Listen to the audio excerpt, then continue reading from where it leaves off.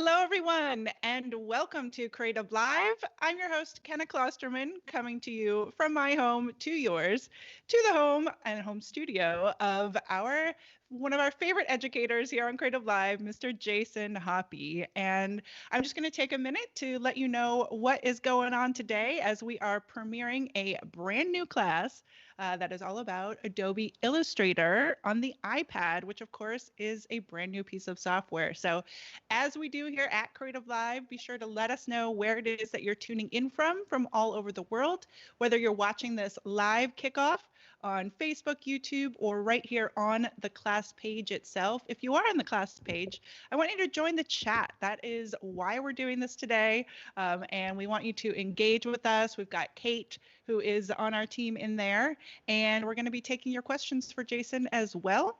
So again, let us know where you're tuning in from. After we do this live kickoff and Q&A, we'll then roll into the brand new class, and that will be playing here on Creative Live for you for the 24-hour free period. So we're excited to have you here. I am excited to introduce Mr. Jason Hoppe. Of course, Jason is an Adobe Certified Expert, Adobe Certified Instructor.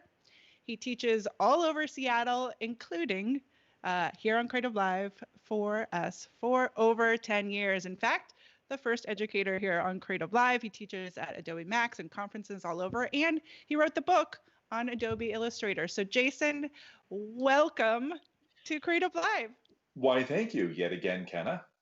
You are always the host with the most, so it is awesome to be here, and it's always great to have you here as well. And we say here because we are virtually here in our homes, in our studios, going ahead and doing this awesome kickoff. Awesome. So some shout outs as they start coming in. We've got Todd, who's tuning in from Colorado, Amy in Galena, Illinois, Ethel in Detroit. So keep them coming in, folks. We love to hear you. Absolutely. So Jason, Yeah, Illustrator for the iPad, brand new. it Tell us is. about it. Tell us about, because I know you were early in on beta testing and all of that. So what's All it all right. about? What's exciting? And tell us the Well, scoop. if we back up just a little bit, if you hear any of the news at Adobe Max or go to Adobe Max, they have really been pushing to get their apps onto the iPad, and Photoshop on the iPad came out, and it was very interesting to see, and people wanted Illustrator on the iPad. It was coming out, and so this year at Adobe Max, which was all virtual, it came out, and I did do the beta testing on it for several months before, and getting into it very easy once I got past a few of the little things that I had to relearn how to do on an iPad, because an iPad, you don't have a mouse, you don't have a keyboard. So I was really curious to see how Adobe was going to make that function in terms of doing the touchpad surface. And of course, you can always introduce the Apple Pencil to the iPad as well to do a lot of the other work too. So it was interesting. It was fun. I really enjoyed learning it, all the ins and outs. And as I got through, there was a whole bunch of little hidden gems in here. That's like, okay, that's neat. And actually, there's some things that I like in Illustrator for the iPad more than I like it on the desktop. So I'm hoping that through all the users' feedback, they're going to go ahead and say, yeah, I really like these features. Can we put those into the desktop version? But a lot of good stuff. What definitely worth the wait. Many people are saying, well, it doesn't have all the features. No, this is version 1.0, folks. Okay. Illustrator has been around for I think 1986 is when it came out. So Illustrator for the desktop has a lot more features in it, but that doesn't mean that Illustrator for the iPad is, really kind of like this small application. It's not. I mean, they've really decided to put in the cool content, the stuff that's going to really relate to people who like to sketch and who like to have that mobility of the iPad with the Apple Pencil and be able to work and create with this stuff, and then collaborate too, as well as being able to save things to the cloud, pull things from their libraries, and being able to share their actual live streaming on Behance. And you see this all the time with people who I see this on Instagram as well, where people like to show their entire process of how they go in and create. Well, that was a big thing for Illustrator on the iPad. So you can just go in, live stream your creative process on Behance, And so, I mean, there's a lot of really cool things to do with it. Let's talk. I, Let's talk a little yeah, bit more about Jason about this live streaming yeah. on Behance and live streaming through the app itself. Because my understanding is you can do this on Photoshop as well. Photoshop, Mhm. and it's kind of a game changer. So if people aren't familiar with what Behance is, or just what this concept is, tell us more about it. And I know you So, talk about this in the class too, but sure. Behance is basically Adobe's, let's just say, Instagram.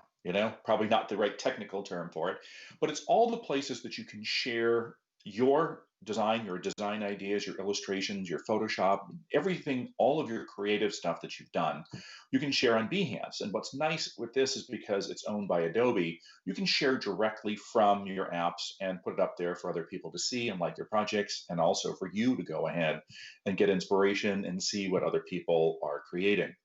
And you're right, it is a game changer to be able to live stream your process on Behance so that people can see your thought process, people can see your creative process of how you're going in and drawing or illustrating or retouching or adjusting the color or color balancing your photographs.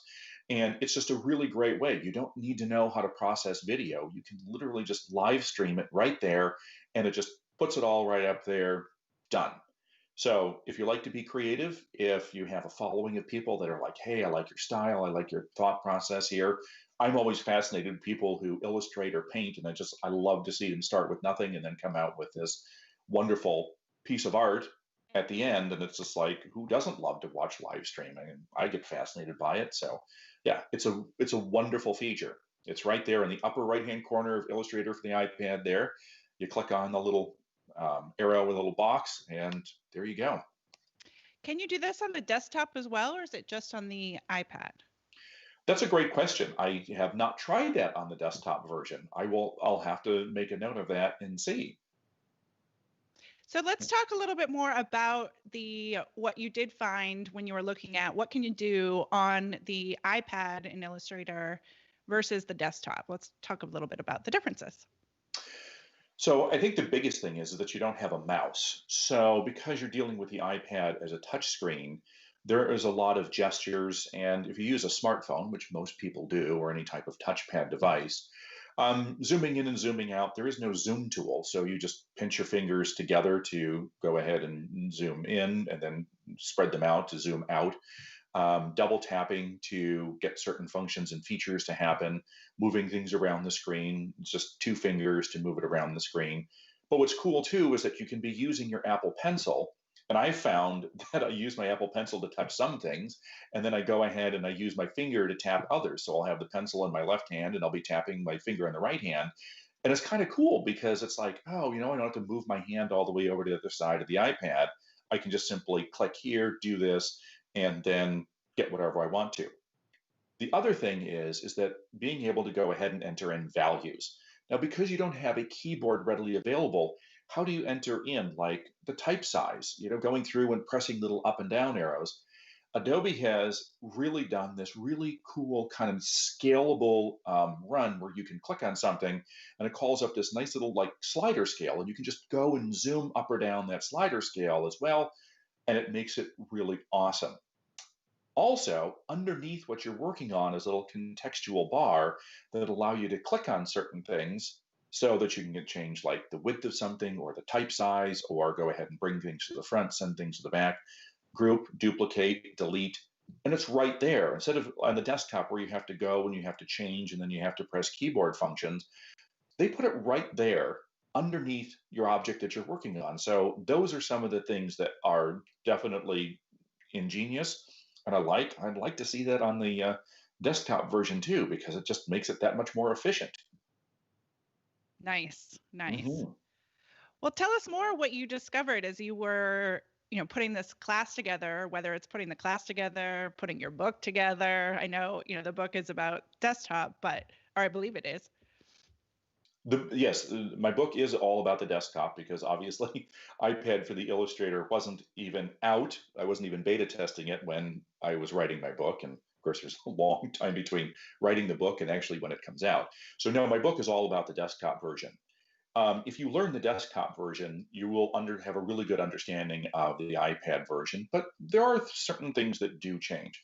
Obviously, there are less tools and there are less panels, but I think they've made them slightly more efficient on the iPad simply because of room. We have a small window to work with, and you also have a limited range of things that you could do at this point on the iPad, just because they had to pick and choose which features were going to be, you know, the best features for people who want that type of freedom and just kind of the free flow of the iPad. So basic tools, you can go in there, you've got your pen tool, you've got your pencil tool, being able to go in and create basic shapes with this. I think the color in Illustrator for the iPad works a little bit smoother than it does on the desktop. It's just got a really nice kind of color picker module for your hue, saturation, and brightness, being able to fill with black, white, or fill with nothing, or put a stroke. And I just like the compactness of the whole color section. I think it's very well done. A lot of information in a small area, very easy to access at the bottom of your toolbar, just like where your color picker is on all the other Adobe applications. So that's a really nice thing too. Your properties panel, obviously that's something that plays a key role and Adobe has rolled out in their other documents or their other applications over the years. So that's where your main source of content is. The type features are, I think, just slightly better than the desktop version, and I'd like to see those in the desktop version. They now give you the ability to change the font size, leading, kerning, tracking right there underneath your type. So it makes it that much more interesting. And they also break out all of your thousands of Adobe typefaces that are available to you when you subscribe to the Creative Cloud. Um, it gives you a whole bunch of different typeface differentiations instead of just bold, serif, that kind of stuff. There's casual, there's handwritten. So the way they break out the type, I think is really going to impress a lot of people. It just makes it that much easier to decide what look and feel and how you can go pick out a section and then see all the type in that section. It automatically activates that font for you. So they've really streamlined that setup as well. Pathfinder and the Shape Builder, another thing, awesome. They put those together, but the Pathfinder has a really cool feature that actually shows you when you create an object or a couple objects, whether you want to merge them together, knock them out, or intersect them, it actually shows you the result in the panel. I mean, it just gives you a preview exactly of what you're going to get. And I like it because you can click on all the different versions of what you want to have done. And it isn't just a one and done where you do it and you don't like it, you undo it. You can go through and choose all the different examples, just like typefaces. You just click through them and it's like, great. And you settle on what you want in the Pathfinder and then it's done. So that's a nice feature too. So Jason, Yeah. I'm just pausing because you have frozen all the beauties of live streaming these days. So I'm just checking in, everybody. Thanks for your patience as we do a little tech check here, and trying to see if we should have you log off and log back in. Yeah. Here is the beauty of live, everybody. And we're going to take a quick tech break and we'll be coming back to you. Right.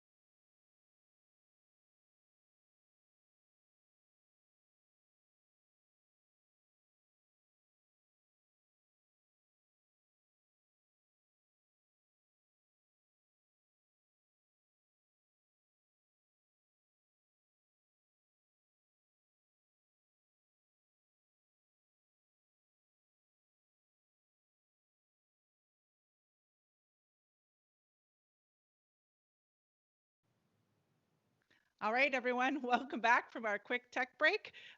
You know, This is how it is with live and live streaming from all over. A couple of shout outs before we hop back into the conversation. Again, if you're just joining us, we are doing a live kickoff with Mr. Jason Hoppe prior to the premiere of his new class on Adobe Illustrator on the iPad. So everybody, so Megan Calder said, I'm saving up to buy an iPad and pencil. So excited. Yes. And let's see, Ethel hasn't started to play around with it yet, but is excited to go home and try it. So once again, everybody, we are having a live kickoff with Jason, and then stay tuned at 9:30. The class itself will roll right into that. And you'll be able to see Jason and do all the things that we are talking about. Yeah. So Jason, Yes. where were we when we broke off? Well, we were talking about the features in the iPad, the ones that I thought really stood out, and Adobe did a really great job of kind of stepping up their game on these common features that we have between the iPad and the desktop version. But then they just kind of went ahead and they made it even that much nicer on the iPad version. And one thing I do want to mention is that people are like, okay, great, we're going to see this, you're going to download the app on your iPad.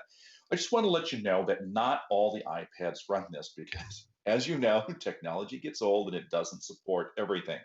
So even I had to go out and buy a brand new iPad in order to run it because my iPad was like 5 years old. I could run the test version, but I couldn't run the actual app. So I did have to go out and buy a new iPad and the Apple Pencil 2. You can run the Apple Pencil 1. There's just a couple features that don't work with the Apple Pencil 2, but I don't think it's going to be anything that's going to really be an impediment to your creativity and learning Illustrator for the iPad. If you do want to find out if it'll run on your iPad, we do cover that in the very first portion of the video, what versions of the iPad will run the app. And you can also just go to the Adobe App Store, download Illustrator for the iPad, and it's going to tell you yes or no, very simply, whether you can or you can't.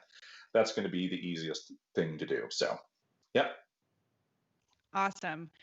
I want to talk a little bit about about how, there's a lot of, you can use this on the iPad. Of course, if you have Creative Cloud, then you're using it on your desktop as well.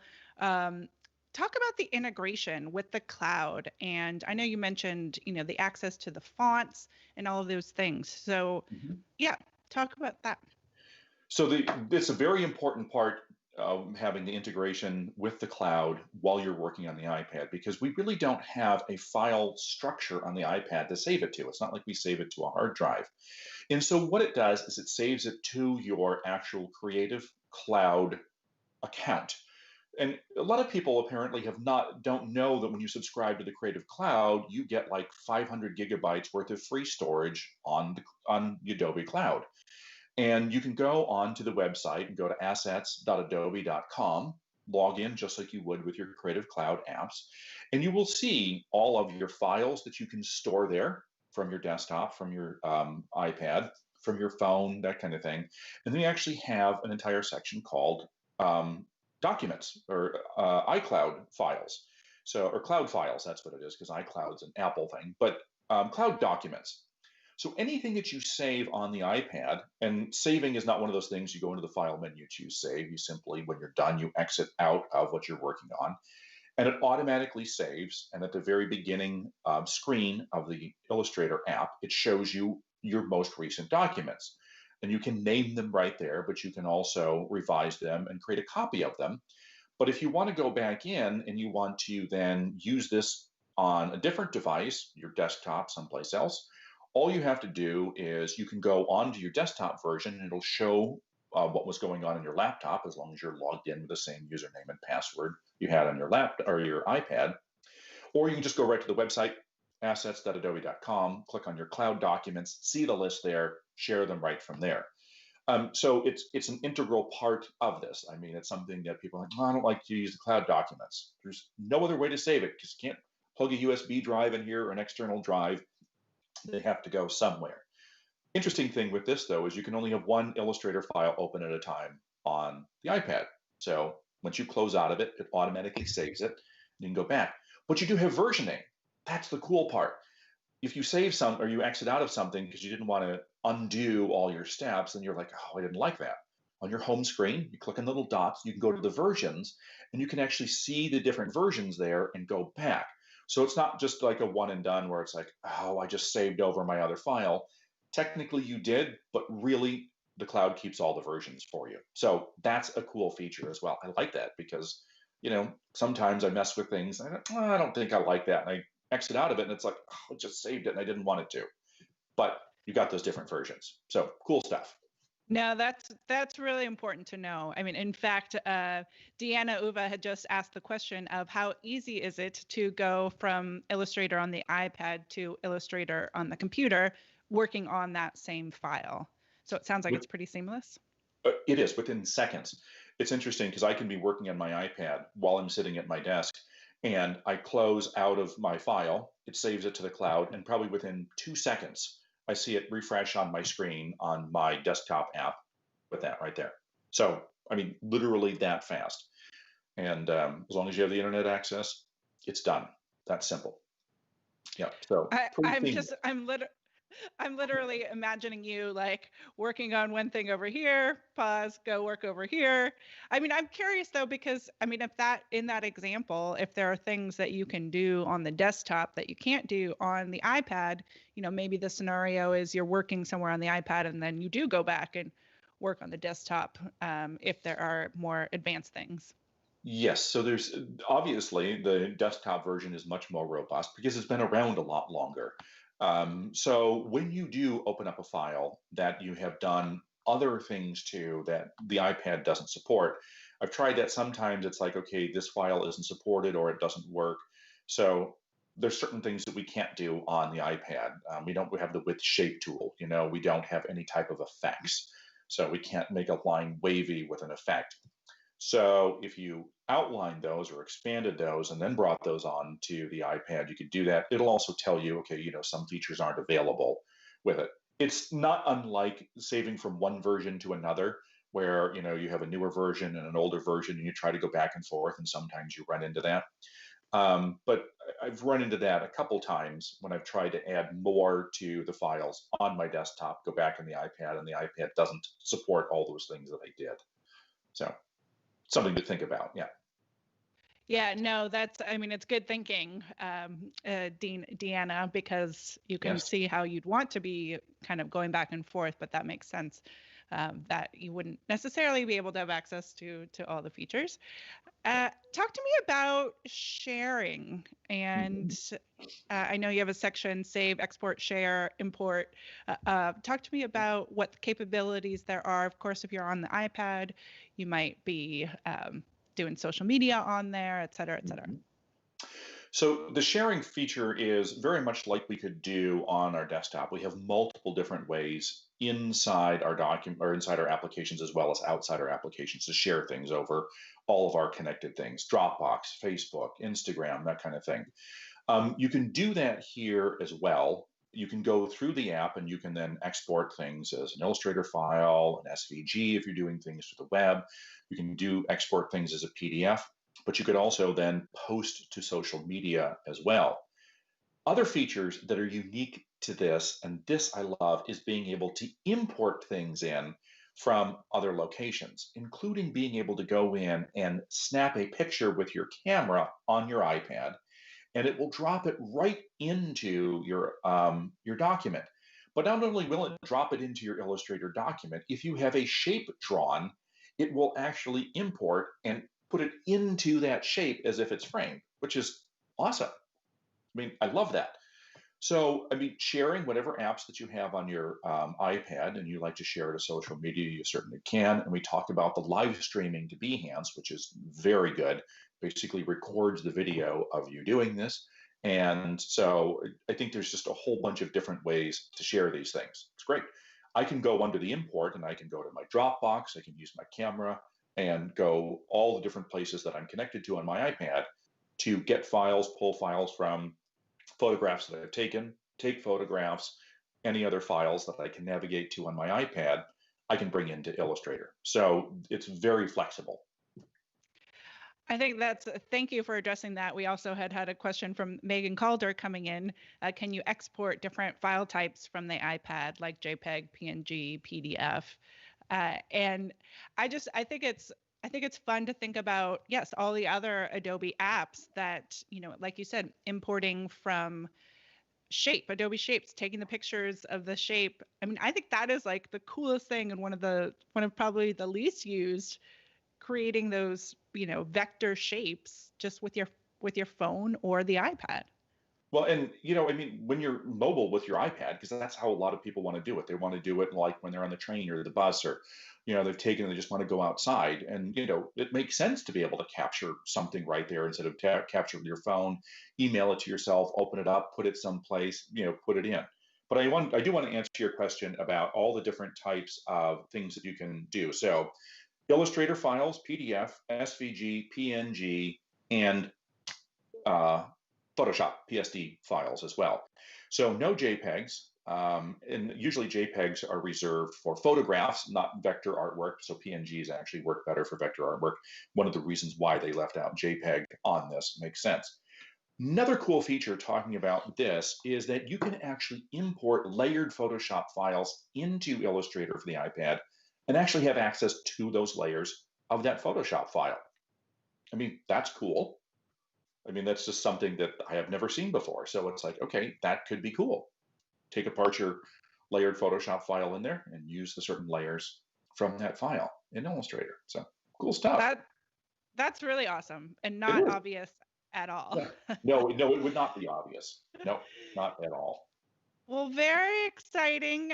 People who are tuning in are excited to start learning. And I just want to let everybody know again how this is going to work. We're here. We are live right now with Jason Hoppe. And just in a few minutes, we're going to have the class itself roll in, which is it's almost a 2-hour class, hour and 47-minute class.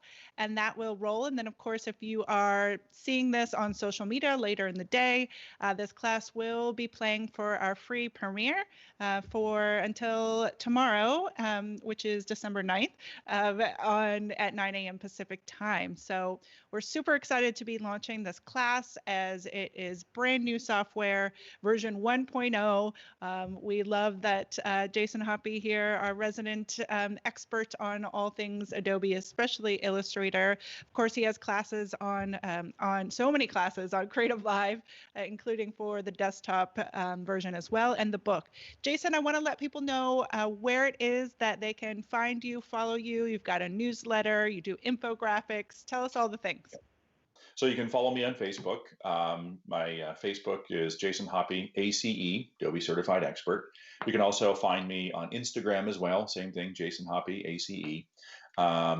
Facebook, Instagram, my website, jasonhoppe.com. And also, shameless self-promotion here, might as well. My book as well. So this is the book that I wrote, and it came out earlier this year. Illustrator book, 386 pages of all the great stuff with Illustrator. And a lot of stuff in here, kind of the more obscure things where people are like, I never knew how to do that, or that's how that function works.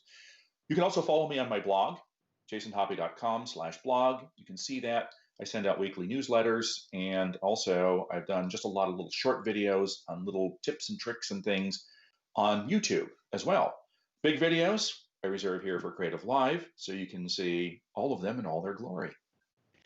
Well, thank you so much, Jason Hoppe, for joining us today and for putting this class together. Again, everybody, if you are watching on the class page itself, it's going to just play some commercials and then start up again. You might need to refresh in just a couple of minutes, 9:30 Pacific time. If you are watching right now on any of our social media channels, there's a link in there for you to head on over to that class page where once again you'll be able to watch it for its live premiere. So thank you, everybody, for tuning in. Thank you, Jason Hoppe, and we will see you all next time right here on CreativeLive.